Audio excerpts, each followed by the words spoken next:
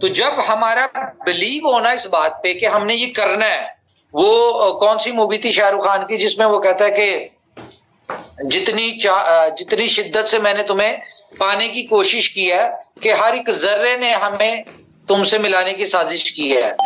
तो ये बात बिल्कुल फैक्ट है। जब आप किसी चीज के लिए कोशिश कर रहे होते तो सक्सेस, कामयाबी, अचीवमेंट आपको मिलती है। अब हम आते हैं अपने प्रोजेक्ट के ऊपर। तो सबसे पहले चंद्रयान 3 की आपको मुबारकबाद। दूसरे नंबर पे जो आपको बहुत बड़ी मुबारकबाद है वो ये जो ट्रॉफी आप लोगों ने विन की है, बी लव कैंडी की जो टीम ने विन की है, और ये जो ट्रॉफी विन की है जिसकी वजह से पूरी दुनिया में बी लव का नाम रजिस्टर्ड हुआ है। आज आप सोशल मीडिया पे देखें, जो भी क्रिप्टो से रेलिवेंट पेजेस है, चैनल है, कोई भी है, क्या मुसीबत बन गई भाई। एक सेकंड, जितने भी लोग हैं, मैं नेट ही ऑफ कर देता, जितने भी चैनल्स हैं, पेजेस हैं, वो सब लोग एक ही जिक्र कर रहे हैं, B love B love B love, यही हर किसी के मुंह पे है। तो अब मैं आपको बताता हूं कि इसको पार्टिसिपेट करने का पर्पस क्या था और इसे हमें अचीव क्या हुआ है।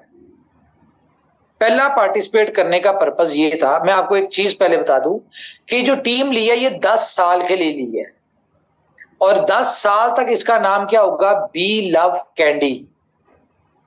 आपने अगर इसका लोगो देखा हो बी लव कैंडी का, तो इसका जो लाइन है, लाइन के जो यहाँ पे फोरहेड के ऊपर बी लव का लोगो है। किसी ने गौर किया है इस चीज को?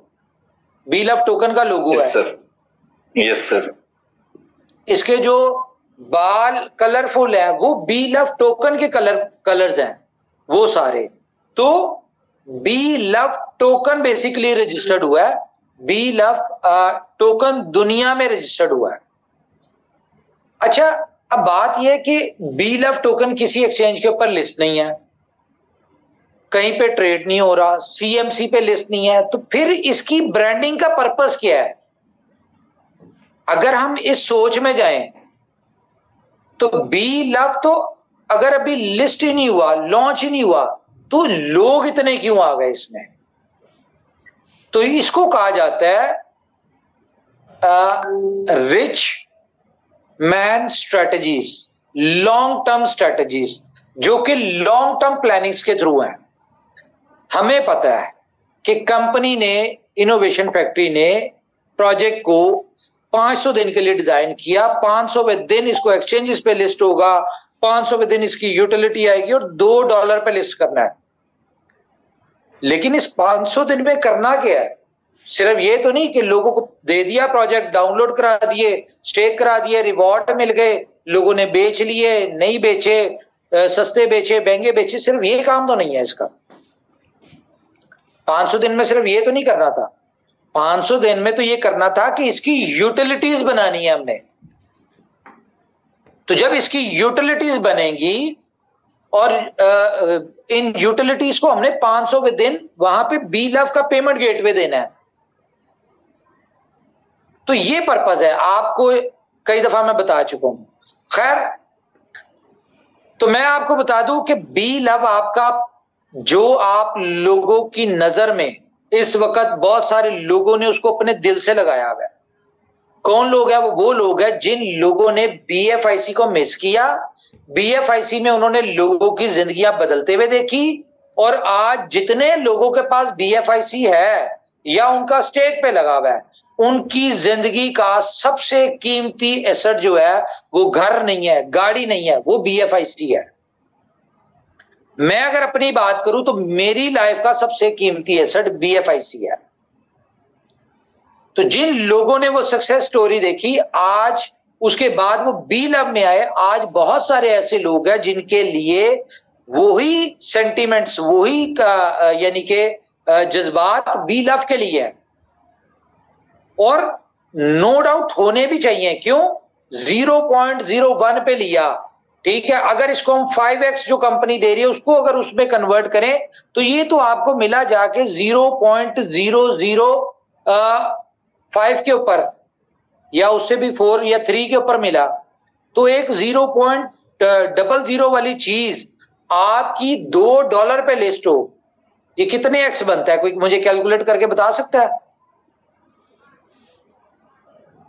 तो एक आपकी सेंट्स की चीज $2 पे मिले, आपको कैश हो, तो करोड़ों लोगों की जिंदगियां बदलनी है। इसी पर्पस के लिए, क्योंकि जितनी कम्युनिटी बी लव नेटवर्क का हिस्सा है, वो कंपनी की रिस्पॉन्सिबिलिटी, कंपनी ने इस बात को अपनी जिम्मेदारी समझ लिया है कि इन सब लोगों को $2 पे निकालना और इन सब लोगों को सक्सेसफुल करना है, कामयाब करना है, उनकी जिंदगियां बदलनी है।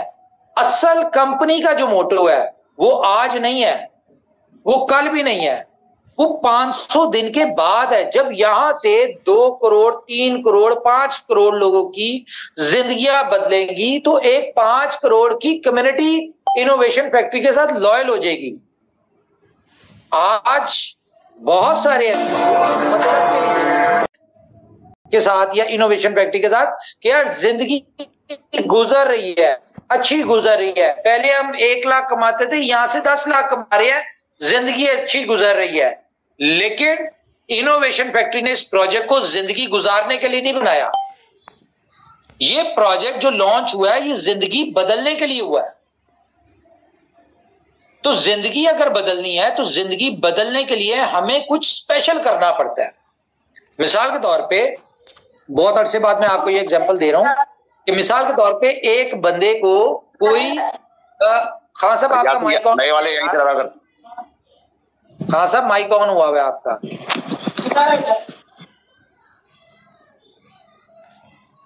एक बंदे को अगर कोई बीमारी हो जाती है, तो वो उस बीमारी से जान छुड़ाने के लिए कुछ स्पेशल करता है। मिसाल के तौर पे किसी स्पेशलिस्ट के पास जाता है, कुछ स्पेशल टेस्ट करवाता है, उसके बाद अगर कुछ डायग्नोज हो जाए तो वो कुछ स्पेशल ट्रीटमेंट करवाता है, उसके बाद जाके उसकी जो है वो बीमारी से जान छूटती है। इसी तरह जिंदगी बदलने के लिए भी हमें कुछ स्पेशल करना पड़ता है। रूटीन की चीजों से कभी जिंदगी नहीं बदलती। अगर आपकी रूटीन की चीजों से जिंदगी बदली है, फॉर एग्जाम्पल एक बंदा ट्रांसपोर्टेशन का काम कर रहा था, एक बंदा होटल लाइन में था, एक बंदा कह ले कि फर्नीचर लाइन में था, अगर आपकी उससे जिंदगी बदल सकती थी तो इतने साल से आप कह रहे क्यों नहीं बदली? और अगर आप चाहते हैं अपनी जिंदगी बदलना और जिंदगी बदलने के लिए आप बी लव नेटवर्क में आए, तो उसके लिए कुछ स्पेशल करना पड़ेगा। स्पेशल क्या करना पड़ेगा? एटलीस्ट कुछ नहीं कर सकते तो सब्र जरूर करना पड़ेगा। बी लव कैंडी की कामयाबी के अंदर एक चीज बहुत कॉमन थी जो मुझे नजर आई। वो क्या थी कि यहां पे हमारे ऊपर, कंपनी के ऊपर कोई प्रेशर नहीं था, कोई सजेशंस देने वाला नहीं था, कोई रोने वाला नहीं था, कोई प्रोजेक्ट को मिसअंडरस्टैंड करके अपनी बगैर स्टैट्स विदाउट प्लानिंग सजेशंस देने वाला नहीं था। कंपनी ने या मैंने जिस हिसाब से प्लान किया, उस हिसाब से हमने सारा कुछ एग्जीक्यूट हुआ, ऊपर वाले ने कराया और विन करवा दिया। मिसाल के तौर पे क्या किया, हमने पहली दफा किसी लीग का ट्रेंड चेंज किया। जिस तरह इनोवेशन फैक्ट्री है तो हर चीज में इन्वेंशन करती, तो यहां पे भी इन्वेंशन हुई। क्या हुई कि जी इसके 8 सिलेक्टर्स थे, बाकी आज तक की जितनी लीग्स थी, जितनी भी टीमें होती हैं, उनके 1 या 2 सिलेक्टर्स होते हैं। यहां पे बिड जब हो रही थी, हम लोग 8 सिलेक्टर्स थे, 3-4 आपके सामने थे। मैं अपनी बात नहीं कर रहा, मेरे साथ जो बैठे थे दोस्त उनकी बात नहीं कर रहा, मैं वसीम अकरम साहब की बात कर रहा हूं, मैं जो उनके साथ मैथ्यू बैठा था उसकी बात कर रहा हूं, जो उनके साथ एक परहाब बैठा हुआ था उसकी बात कर रहा हूं, एक प्रसन्ना इंडिया में बैठा हुआ था, मुश्ताक साहब बैठे थे, जो हसरंगा था वो ऑनलाइन था। ये 8 लोगों ने मिलकर इस टीम को सिलेक्ट किया। तो ये इस बी लव कैंडी की लीग की हिस्ट्री में पहली दफा हुआ। दूसरा, इसके 4 मेंटोर्स थे, अजरुद्दीन साहब, वसीम अकरम साहब, जवेद मियादाद साहब और मुश्ताक साहब। 4 मेंटोर्स और कोचेस थे। ये इसमें पहली दफा हुआ। तीसरा, हम कह लें कि अच्छा वहां पे जब मीटिंग्स होती थी, टीम मीटिंग होती थी, कोचेस के साथ डिस्कशंस होती थी, सारा कुछ होता था, तो वहां पे मुझे कई दफा मुश्ताक भाई ने कहा कि यार उमर भाई आप मुझे कहते हैं कि आपका क्रिकेट का कोई एक्सपीरियंस नहीं है, आपको क्रिकेट शौक नहीं है, आप देखते नहीं है, ठीक है, तो यहां पे जो आप सजेशन देते हैं वो तो बहुत प्रोफेशनल होती हैं, वो तो हमने नहीं कभी सोची। मिसाल के तौर पे एक दफा ऐसा हुआ कि टीम को ना एक दिन पहले वो एक पूरा डॉक्यूमेंट बना के हर प्लेयर को भेज देते हैं, जितने भी टीम में होते हैं, उसमें ये होता है कि जी ये पहला ओवर करेगा, ये दूसरा, ये तीसरा, बैटिंग में पहले ये खेलेगा, इस तरह खेलेंगे, उसके बाद इसमें ये बताया जाता है उसमें कि जी हमने इतने स्पिनर्स खिलाने, इतने फास्ट बॉलर खिलाने, हमने बैट्समैन जो है वो पहले 3 ओवरों में इतना स्कोर करना चाहिए उनको, और वो इस तरह से खेलेंगे, बॉलर्स को टारगेट दिए जाते हैं, बैट्समैन को दिए जाते हैं, एक एक प्लेयर को बताया जाता है कि तुमने फास्ट खेलना है, स्लो खेलना है, विकेट बचानी है, ये करना है, वो करना है, ये सारी चीजें होती हैं। तो जब ये सारी चीजें एक दिन पहले वो कहते हम शेयर करते हैं, जब मेरे सामने आई तो मैंने उन्हें कहा, मैं कहा यार ये आप गलत करते हैं।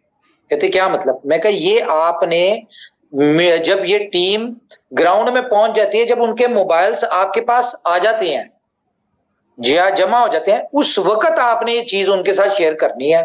कहते क्यों? मैं कहा ये जो चीज आप जो प्लानिंग अपनी बना के भेजते हैं एक दिन पहले, ये इनमें से कोई लोग आउट भी तो कर सकता है, किसी दूसरी टीम को भी तो बचा सकता है कि हम इस तरीके से खेलेंगे, तो क्या उसको काउंटर नहीं करेंगे?